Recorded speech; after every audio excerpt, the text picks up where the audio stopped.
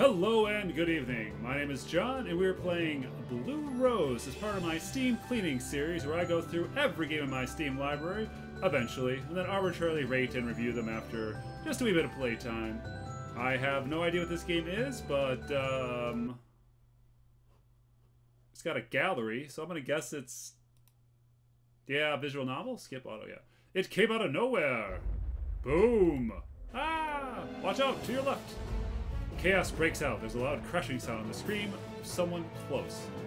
The ground shakes beneath our feet and makes my heart skip a beat. The terrible menacing presence of something hostile washes over me, and I spin around to see the cause of this disaster. How could I not notice this? A giant dragon. How did something like this sneak up on us? I see the source of the scream lying beneath the claws of the beast. Blood on the ground below it. The monster thrashes without hesitation, continues its attack on our group. Andel! Protect Lady Andel! I yell this above the chaotic noise of the battle while trying to locate women who we were supposed to keep out of harm's way. I see her a little way behind me, desperately trying to not fall off her panicked horse. Simon, keep together, Lena! Get to Lena Adele away from here! I make my way towards the woman, my eyes fixed on the giant monster looming over above us. The dragon opens its jaw, letting out another deafening roar before crushing another couple of soldiers with its tail. Then it turns head towards Adele. Her horse finally stops in its track, its front legs stiffly planted in the ground, not shown in this photo here, while it stares back at the predator. I can see it shake with fear, hind legs alarmingly close to the edge of a cliff. She's trapped. Damn. I leapt forward into an attempt to become between the dragon and Adele before it strikes. I reach for her just in time, twisting around to face the monster's attack. Another Templar steps up to my side to help get this woman to safety. Roar! He tries to dodge at the dragon and snaps his jaws and is caught next straight from its claw. He lets out a small cry before being crushed beneath it. The dragon moves forward again before I can see what's happening to him. The battle is chaotic, so chaotic that we can't show any images of it. As the dragon fights back with quick and measured movements, the others try to attack his flank, as I, the last one standing between the beast and Adele. There was an ominous sucking sound as the dragon inhales, about to unleash its fire attack towards us. It's a blue dragon, it could be an ice attack. Like, don't, Another Templar lets out a cry and stabs his glowing sword at the dragon's thigh. Letting out a yelp of pain and surprise, the dragon's head jerked back and lets out a puff of fire into the air. Even down here, I can feel the heat from its missed attack. Angrily, the dragon moves its attention back towards the attacker. This is my chance. I rush forward, hoping to get a blow in, but the dragon reacts too quickly. As it twists its body around to improve its position, we restart the music. Another claw lashes out to brush me aside. Quickly readying my sword, the impact between the claw and the steel fills my ears. Tink. Ugh. I stagger backward from the blow, trying to create some distance between me and my enemy and take note of the situation. It's the same as before because nothing has moved. This isn't good. I'm getting tired. The dragon is just too powerful. I glance at Templar lying on the ground near me. Is he dead? Ugh, Adele. Taking a quick look around, trying to confirm her location, but I know something else. The dragon lunges forward once again. This time the target is another knight on the battleground. It's Simon. No! My mind freezes. The dragon lowers the claw on the man holding the sword in an attempt to defend himself. Before I know it, I rush forward in desperate attempt to help, but I only manage to take one step before a smashing pain hits me on the side. Thunk. The tail of the dragon strikes me like a hammer. My head goes blank, and I feel the ground disappearing between my feet. My sense of up and down is all lost as I sail through the air, the wind blowing against my face. What? Before I can finish the thought, my head is struck by something hard. Thunk, thunk, thunk. My head hurts. No, my entire body. I can hardly move. Cold fear crawls up my spine as the memory of what happened slowly returns to me. The monsters. The others. I force my eyes open and try to move my arms so I can push myself up from the ground. Where am I? As I move my body upwards, the pain shoots through my head. With a moan, I touch it with my hand. My hair is wet and sticky. Crap. No, it's probably blood. Oh, I see my own blood on the ground where I was lying. This isn't good. This isn't good at all. I rise to my feet and stagger dizzily until I get close enough to the cliffside to lean my hands up against it. Take a closer look at my surroundings. I'm all alone. There are no traces of the rest of the group anywhere. A little further away, I spot my sword tossed aside in the tall grass. That's right, I fell. No, you kind of got flung. In all honesty, surprised I'm even still alive. I fell a long way and take a look at my hand. There's some blood on from the wound in my head, but it seems that the bleeding isn't that bad at this point. Still, I can't stay here like this. Simon. I unconsciously mumble his name. Is he... I shut my eyes and force myself to think of something else. I have to concentrate on getting out of here now. Besides, I can't hear anything from up above, or in the background of this game, Maybe they've already moved on in order to regroup and get the ambassador to safety. Yes, if they made it, that's most likely. It's not certain that they know what became of me anyway. Ignoring the pain in my left leg, I slowly make my way to the spot where I lost my sword. Then I continue forward, hoping to find a way back up to the trail we were following. If I can get that far, then maybe then I may somehow be able to find a way out to go next. I stagger along like this for several minutes, trying to get to higher ground, but I didn't move at all. But progress is slow, and penetrating pain in my head only grows worse. For every heartbeat, a numbing wave rolls through me. No. I grind my teeth and try to ignore it, but little as it helps. Soon I find my consciousness wavering as well. I can't, not here. All strength and feeling leave my legs, and I slowly sink to the ground. Darkness overwhelms me. No. Day 1. Hey! It's a distant, muffled voice as someone called me from the other side of a thick curtain. ... Are you alright? Are you calling me? Hey! Ah! With my eyes, find myself staring up at a ceiling. Where am I? I'm in a bed. I slowly push myself up and look around. It's a small room. I'm all alone. No, you can't be all alone because someone's calling to you. Raising my hand to check the wound ahead again, I feel a soft touch of bandage wrapped around it. Who did this? Then I gasp at the memories that hit me. The dragon's ambush, the chaos and desperation as we tried to rally and fight back. Knights crushed before they realized what was happening, and the deafening sound of dragon cries. The last glimpse of a person before I fell. Simon? I realize I am trembling. What happened? As my confusion grows, a new thought makes me look around the room and panic. My sword. I don't see my sword anywhere. It's been taken from me. I am interrupted by the sound of the door opening. I look up and see a stranger with a tray enter the room. He looks up and meets my icy stare. Oh, you're awake. Hey, he brought some music with you. He walks over to the bed and places the tray on the bed table. There's some bread and a glass of water on it. I feel my ground go tense as I instantly raise my guard towards the stranger. My ribs still hurt a bit, but I ignore for now. Where am I? My house. He doesn't look at me while giving me his curt answer. He focuses on the second cup of the tray. It looks like kind of tea. There's a small bag with something that looks like herb powder that he drizzles into hot water. What is that? Your house. He finally turns to look at me when finished with the tea. Yeah, I found you unconscious, brought you here. You almost died, you know. He speaks to me in a cold, uncaring manner, as if he couldn't care less. Where is my... My gaze falls downward and realize I'm wearing an unfamiliar white shirt. Underneath, I catch a glimpse of bandages covering my wounds. What? Who? Relax, I'm not the one who changed your clothes. It was a woman, okay? Is that your first concern? I look up at him again and he hurriedly blurts out an excuse. Well, that is kind of relief. Where's my sword? Slightly surprised, he raises his eyebrow at the question. You're not going to ask my name or how long you've been here? My sword. He sighs and turns away to focus on the tray again. Not here, I don't want weapons in the house, says the guy with the quiver on his back. And what looks to be, yes, that's a dagger in his sheath. So, you are a hypocrite. What? Eat this, there's some medicine in this cup, and make sure to drink it. He turns around and heads towards the door. Hey! But the door is already closed behind him, and once again I find myself all alone, sitting in a bed in an unfamiliar room. He took my sword away, or did I just leave it in the forest? Can I trust him? I cast a glance at the cup of hot water standing on the table next to me. I have no idea what kind of strange powder he put in. On the other hand, I don't imagine anyone would poison me so obviously.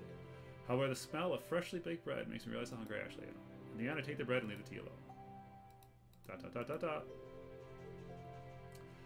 It's late in the afternoon. For a while I was searching my surroundings, trying to get a clear idea of my current situation. I was thinking of leaving the place, looking for my colleagues, but after a while the pain in my ribs and head increased. Biting my lip, I have to face back leaving the bed, and heading out into the unknown now would be foolish.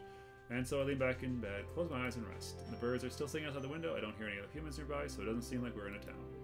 Thinking back on the map, we were following through the mountains. This was supposed to be a wild, desperate place without any human settlements for miles. It must have taken a couple of days to travel across the mountains and a little more before reaching the next town. Then that is why we chose this route. It made it less likely for us to run into enemies, but it seemed like the wildlife here had turned against us instead. There was a sound of the door opening, closing somewhere. It's the man who brought the food. The silence gave the impression he had left the house entirely. Maybe he just got back. I stare my ears and attempt to find out whether he's alone or if he brought someone else with him. It doesn't sound like there's anyone else. That's a relief. Before long, the door of my room opens again. The man from before enters. I open my eyes and watch him cautiously. You didn't drink the tea. Where's my sword? Shut up about the sword. I'm not giving it back to you. How dare you? Annoyed, he ignores my protest and walks over the bed, trying to get the cup with the cold tea. If you don't drink this, the healing process is much slower, and if you have to stay here longer, I don't believe that's what either of us hoped for. Who are you? He watched me for a second, as if wondering why I suddenly changed my question like that. My name is Tobias. I live here. Where is here? The mountains. I believe you're already aware that you were in that area when you collapsed. You live here alone? Stop being paranoid. I'm not your enemy. I'm not going to call anyone on you. Yes, I live here alone. As far as I know, no one else resides this far up in the mountains.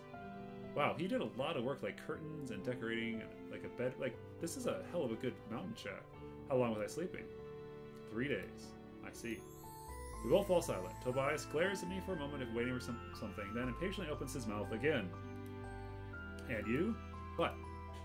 You never found it appropriate to introduce yourself either. My name is Lena. Without bothering response, Tobias takes the tray and turns towards the door. I'll bring another cup of tea, make sure to drink it this time. The door closes and I'm again alone. With a deep sigh, I lean back towards the back of the bed. Day 2. Technically this is day 4? 3 days of sleep? 5 days? Like, this is not day 2. The rest of the day passes. The next time, I reluctantly accept the tea from Tobias, and although it wasn't the best I've tasted, there isn't particularly wrong about it. After spending more time in the room, feeling anxious, not knowing what's going on, I just make the decision to get up the next morning. I push myself out of bed and grimace in pain as I try to stand on my right leg. Moving slowly and with one hand leaning against the wall, I manage to make my way to the door. Man, this is pathetic. Being weak like this really doesn't suit me, and I refuse to just lie still and wait. Then I notice something. That's the door, a makeshift crutch made of a thick branch just leaning against the wall. This like was made for me. I pick it up and continue. Outside the door, what looks like a small and simple kitchen. By the table in the middle of the room, 2 chairs, one of them sits Tobias. There are 4 chairs at that table. You're up. Yes. You should be walking around, you still hurt. Why does the guy out here who lives alone need 4 chairs? 2 maybe, but 4? I don't tend to lie there forever. Fine, take a seat. I was about to bring breakfast anyway. I sit in the chair opposite of him and watch him bring some bread and cheese to the table. Where does he get cheese? I mean, he could have a goat. He puts the kettle over the fire and soon pours me a cup of strange tea. I send another special look as he places a cup before me. What are you doing up here all alone? I'm a hunter. That doesn't explain much. That's how it is. What unfriendly character, but honestly, I don't want to know if he found any...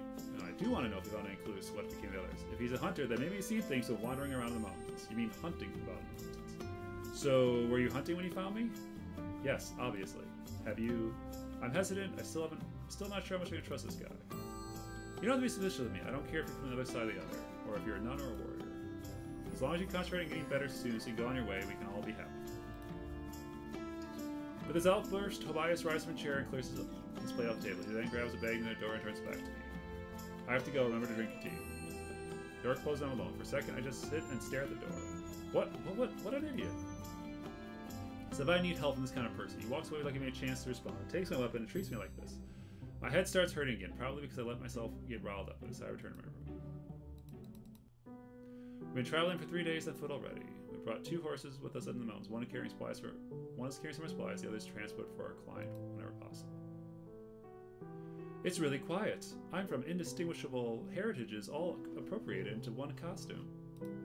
Don't worry, my lady. We are advancing with satisfactory speed so far. You'll be home soon. You're right. I stop for a moment to take a close look at our surroundings. Despite what I said to her, I can't help but feel terribly restless myself. Simon walks up to me. What is it, Lena? We're not supposed to stop for rest yet. Yeah, I know. You don't seem too enthusiastic about this mission. No, sir, it's just... I shoot a glance at the woman riding the horse in front of us. If I'm being honest, I don't believe this will change anything. I want to stay where I can make a difference. Simon sighs. This may very well make a huge difference to us, Lena. If we get her people on our side, we would gain a major advantage, especially if we make sure Helen doesn't hear about it too soon. Somehow I find it hard to believe that she will be able to convince anyone. Wait, hold on. We gotta back up. If that guy lives alone in the forest, as he said, and then he told us, the character, that he was not the one who dressed our wounds and changed our shirt, that implies there's someone else, so he's not alone. What the heck? Keep your story straight, buddy. How's the face, Lena? There are some things that can't be solved with raw strength alone. She may not look like it, but she is very influential ambassador. Her family has some very powerful ties. Yeah, I'm sorry. I shouldn't be saying something like this. It's alright. I know you, Lena. As if something I'll ever doubt, it's your loyalty. Just remember that it's not even everyone knows you that well. With that, he leaves me and joins the other. I watch him behind as he takes the lead. Will this really change anything? So Lena is a lady? Day 3. The next day, I walk out in the kitchen once again, but Tobias has already left. I wonder what he does all day. Not to bother me, staying alone inside the silent house bothers me though, so I decide to open the front door and step outside for once. Back to where I fell over. I leaned up against the crutch Tobias made me and over there. The sun is shining again today, the pleasant breeze through the bushes, through the leaves and the grass. This is truly the middle of nowhere. How far is it in the path where I fell? It will take forever to get back to civilization. Especially when I'm in the stillness shape. I'm stuck. That's with the sigh, I decided to shove those negative thoughts aside. Instead of brooding about it, I should try and find more where I am. No use in wasting time like this. Tobias probably won't be back until tonight. Anyway, that's how it usually is. I start walking. I came back. This is the exact. I did a circle. Not too far from the cottage, I ascend a small hill as I head further in between the trees. Soon the scenery opens up before me, and I come upon a mountain lake in the forest. The short trip has already taken its toll on me. I lean up against a tree near the lake, silently cursing how weak I still am. I need to get better soon. I have to find out what happened to the others. In any case, I will have to go back and report what occurred. Someone other than me has got to have survived. I bite my lip. Suddenly, something catches my attention. Almost like a shadow, there was movement somewhere in the bushes in front of me. I scanned the area, no sound telling me that there were anything, would have been anything. Was it just me? Again, in the corner of my eye, I catch into something moving. Quickly turn my head, but I don't see anything. My heart still pounds, beating faster with my body tense as I prepared myself for whatever it is. Probably just some animal living in the forest, but after they count the dragon, I feel like I should keep my guard up.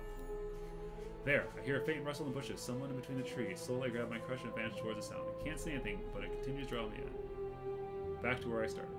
I pass through the trees, leaving the lake behind. Further ahead, I see another hint of movement darting between the bushes and follow it upwards. Is it teasing me? No, it must be my imagination. Before long, the trees thin out, and I soon find myself at the top of a slope which overlooks a valley nested between the mountains. The valley isn't empty as expected, looking down on a small settlement in the distance. A village? There shouldn't be any settlements up here. Is this Brigadoon? Are we in a Brigadoon situation? It's very small, but definitely there. From what I can see people move between the houses, it seems lively. For a moment, the sudden appearance of the village fills me with doubt. Have I come even further than I thought? Am I still in Tanvez? Hesitating from when I finally decided to descend the slope. Time passes. That's a big village. Sanctuary achievement. I wander slowly through the village while watching the surroundings in disbelief. The place shouldn't exist. Some of the people I pass are sending me curious glances. All of them obviously aware that I'm not from around here. I instantly notice how almost everything here looks new. Are these people pioneers? A shadow in the crowd draws my attention. A figure who looks detached from the world around him. He slowly passes through unnoticed by the villagers, and they have no importance to him. The man lifts his head, and our eyes meet across the distance. A smile surfaces on his face before he turns away and leaves the main street, disappearing out of sight. Poof. What was that? I take a careful glance around, wondering if there's something funny about me that would make him do that. Oh well. It's you! I jump a little at the clear voice calling out for me. Okay. As I turn around, I see a girl standing a few meters away, looking directly at me. She approaches me. Some of the people nearby look obviously surprised by the fact this girl appears to know me. Hello, I'm so happy to see you're up and well. I was really worried when Tobias brought you in. I almost thought you wouldn't make it. Who are you? Oh, I'm sorry, my name is Aaron. I helped Tobias take care of you when he first found you. I remember now Tobias saying that it was a woman who changed my clothes. Okay, they explain that now. In spite of him telling me later that he lived alone. Must have been this girl. Thank you, Aaron. Sorry, Tobias didn't tell me anything about you. You seem a little surprised. What, he didn't? That's so typical of him. But oh well, you're fine, and that's all that counts. Where is he? I don't know. He left the cottage before me. I should know he was my surroundings. I don't know there were supposed to be any towns in these mountains. Oh, I see. Of course he wouldn't have mentioned it. Suddenly, Aaron nervously averts her eye. If just remembers everything. Tobias said he was the only one living here. Is he part of this village as well? This is totally a Brigadoon. It's gotta be. Tobias protects this place. He most likely never intended to let you know it existed. What's your name? Oh, right, I am Lena. Welcome, Lena. Aaron lights up just a little and smiles at me. Hope you get better soon. If you ever feel like it, drop by my place. We'll make you something to eat. I nod and return a courteous smile. Thank you, Aaron. You should be careful. Even though this is mostly a peaceful place, there are all kinds of dangerous creatures living in these parts. Usually they stay away from the village, but people like Tobias patrol the perimeters. Patrol the premises to make sure that no one rushes into a hostile enemy. I'll be fine. Oh, missed that one. Aaron waves and hurries off. I'm once again in my strange little place. I wonder what to do next. Where am I? It seems so new. Hidden village in the mountains. Wondering about this, I make my way down the road, watching life pass around me. Almost everyone continues to stare at me. It's obvious that I have a new face here. It makes me uncomfortable. Close to the other village, between two houses, a couple of children playing. One of them is chasing around a hen. Marley, you're scaring away. Mom will be mad at us. Shut up, I'll get it. Don't be such a spoilsport. Ah, look out. The hen dashes past the boy as he yells at his sister and heads towards the tree line. Ah, come back. What was that? Just about to move, I feel unsettling present. I turn back to the children. There's something moving in the bushes near the fleeing hen. Wait! I go after them with a pace that feels like a tormentally slow to me. The boy cornered the hen by a tree a couple meters ahead. Ah, see, I told you I could catch it. He proudly moves forward to get hold of Panicky Hen, and there in the bushes behind the boy Russell, something comes lunching out. Ah! Marley! My crude crutches swung in an arc through the air, pounding into the attacking shadow, where whatever it is sent flying. The boy looks back spectacled, mouth open in surprise. Ah! My crutch used the mock-up sword, suddenly loses my balance, and I step down on my bad leg. Pain shoots up to the leg, and I bite my teeth together as I stumble backwards. But instead of falling to the ground, my back bumps on something. I feel my arms being caught from below, keeping me from falling over. Take it easy there. You don't look like you're in a state fit for jumping around like that. Huh? Open my eyes and realize that I've fallen backwards into the arms of a stranger. See, I knew Lena was a lady. That was some swing. You alright? The teasing tone in his voice makes me frown in annoyance. Would you be so kind as to let me go? The man grins at my complaint. Ah, so cold. Are you sure you can stand?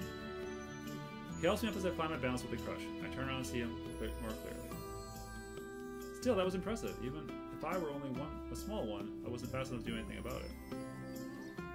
I didn't get to take a proper look at the thing before it sent flying, but some sort of creature I didn't know. Probably one of the hostile animals Aaron was talking about. It was most likely the thing that had been only been aiming at the hen, not at the boy. Had I really been threatening the presence I could feel? Could I have been wrong? That's when I noticed the man is still standing there watching me. You're not from around here, are you? Well, I'm pretty new here myself, but I'm sure wouldn't have noticed someone like you. No, you could say I arrived today. I see, my name is Gavin. You are Lena. Lena, nice to meet you. It's not every day you get to see a new face around town. Seems you're saying it, but I can't help but get the impression that you have a rough start in these parts. Makes a small nod towards the managers. It hasn't been an easy trip. Yeah, well, we had difficulty in my ways here. He laughs lightheartedly. Wow, that's amazing. Look down and notice the two kids over me. The boy is holding a hen in his arm. Where'd you learn to do that, miss? That's you. The second time today someone calls out to me in the manor. Annoyed, I turn my head and see a familiar face appear between the trees not too far away. Tobias. What are you doing here? His face makes surprise and anger. This is the first time I've seen him riled up like this, as he hastily approaches us. You were supposed to stay in the cottage. You can't tell me what to do. I'll leave I will leave if I want to. You two know each other? Gavin looks surprised, a bit amused at this. Tobias shoots an angry glare. You stay out of this. It's none of your business. None of my business? None of his business? And what is this place? None of my business? What? You told me you lived alone, that you have found me and brought me back here, so what is this town?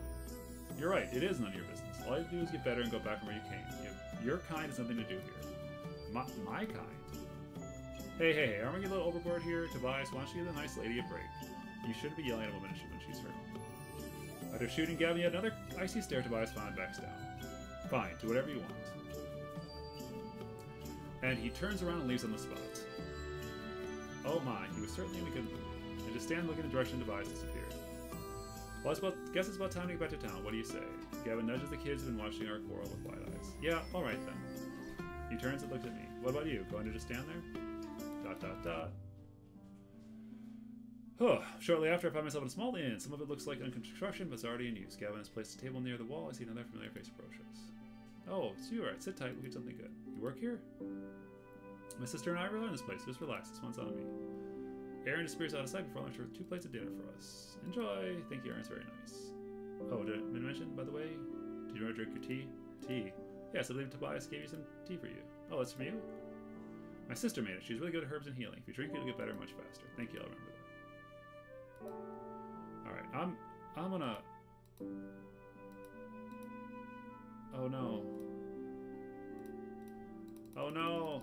So much visual novel.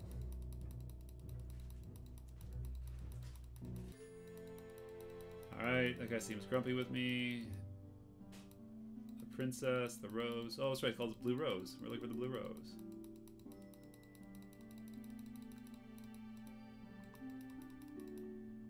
Oh, yes. Wait, no. Okay, mouse wheel sends me back. That's nice.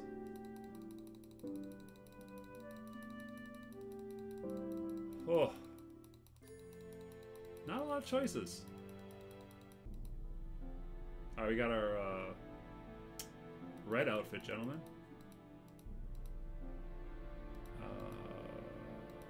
What's your name?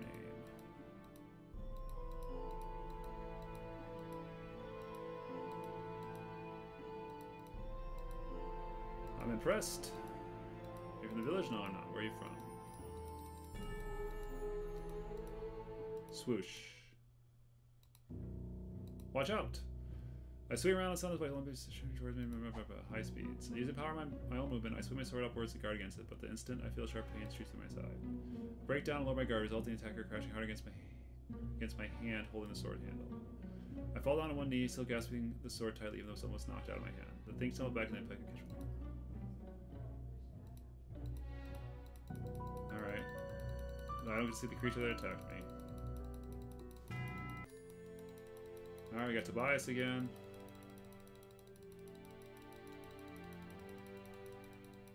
Alright, so there doesn't seem to be many choices at all. Oh! Now I got a choice. Forest.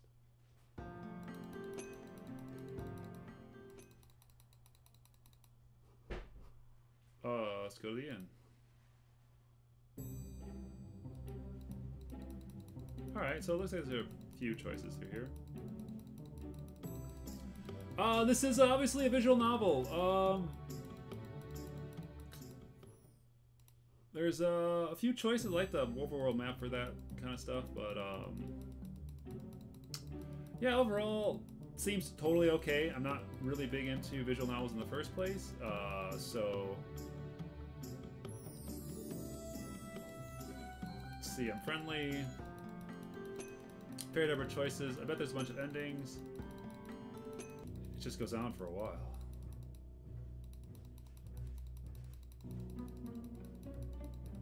Alright, alright. I should have checked if I could have rolled back to the other choice.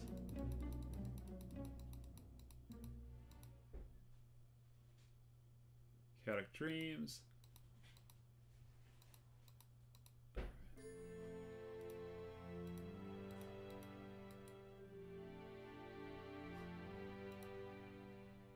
Oh wow. A lot of saves. Oh, maybe auto is auto-saving. So are these two boys competing to be best boy? Stop it.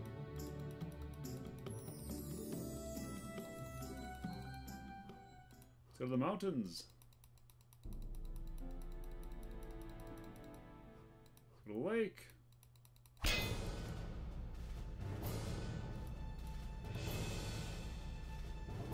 Oh, he's got a rose symbol. It's the blue rose. Alright, well.